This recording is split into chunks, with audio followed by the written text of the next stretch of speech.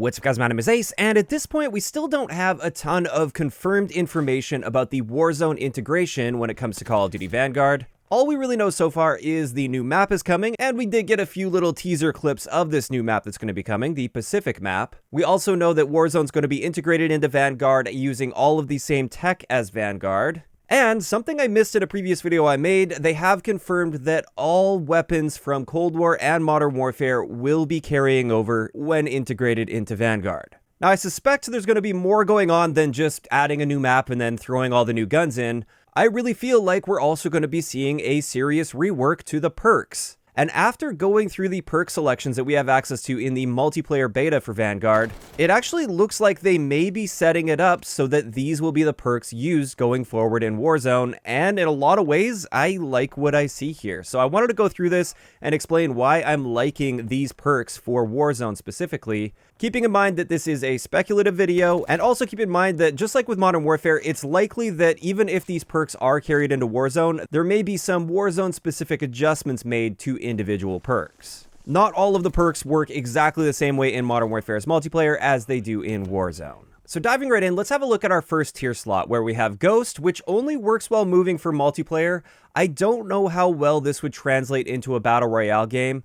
As much as I prefer a more faster paced style of Battle Royale, I also acknowledge that it's a perfectly valid and acceptable playstyle to be basically hiding to the end of the game. And assuming they're keeping the minimap and the ability to buy spy planes in Warzone going forward, I actually don't mind Ghost working all the time in Warzone as long as there are good trade-offs to using Ghost. And this is one of the things I like about the way they've got the perks set up here based on what we've seen so far, because with this perk selection, we've got Ghost in the same tier as Fortified, which is like EOD or Flak Jacket, so it protects you from explosive damage.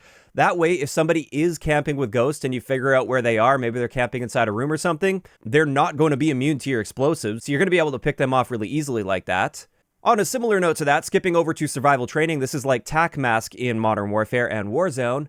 And this means that those players that are camping with the Ghost perk will also not be immune to your stun grenades or your gas grenades. So if you do find out where a camper is, they're going to be much easier to take out, and there's actually a pretty serious trade-off to using Ghost.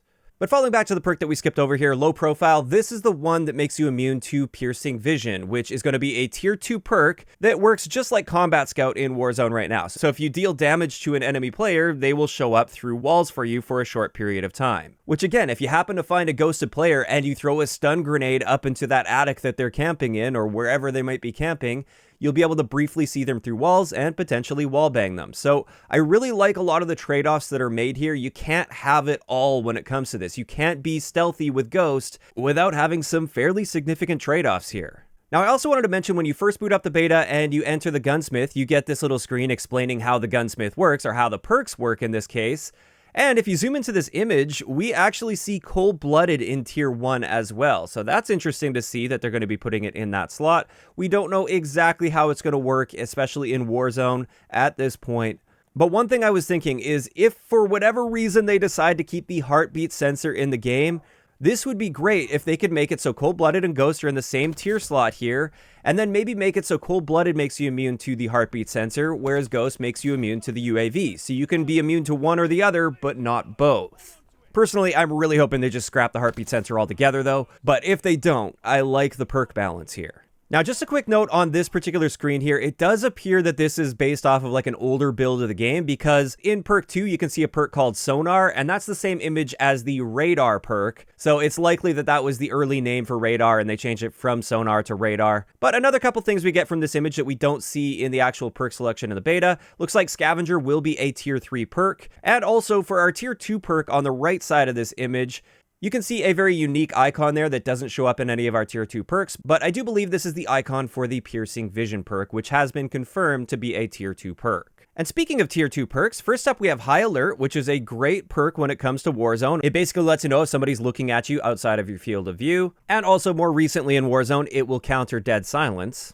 Then we have Radar, which gives us a traditional minimap, which shows dots on the radar when enemies are firing unsilenced weapons. And a quick note with this one, after diving into the menus even further, initially it looked like the subsonic ammunition type is what kept you off the radar instead of silencers in this game. because that's what it states in the description for the subsonic perk, and it doesn't state it in the description for silencers. However, if you open up the detailed stats for silencers, it does say that our concealment value is 0 seconds, and therefore that presumably means that silencers would also keep you off the radar. In either case, this is one of those perks where for multiplayer, I've already stated my opinion on this. I think it should just be built in for everyone because it would improve the overall pacing and flow of the gameplay. And then when it comes to Warzone, I actually kind of feel the same way. It seems a little bit confusing to have this as a perk because I think it would be a crutch perk if this gave you the ability to see unsuppressed weapon fire on the radar, whereas without it, you wouldn't be able to see that, because that's very valuable information to be seeing that, and especially early game in Warzone, when maybe not everybody has their loadout weapons already that have suppressors on them.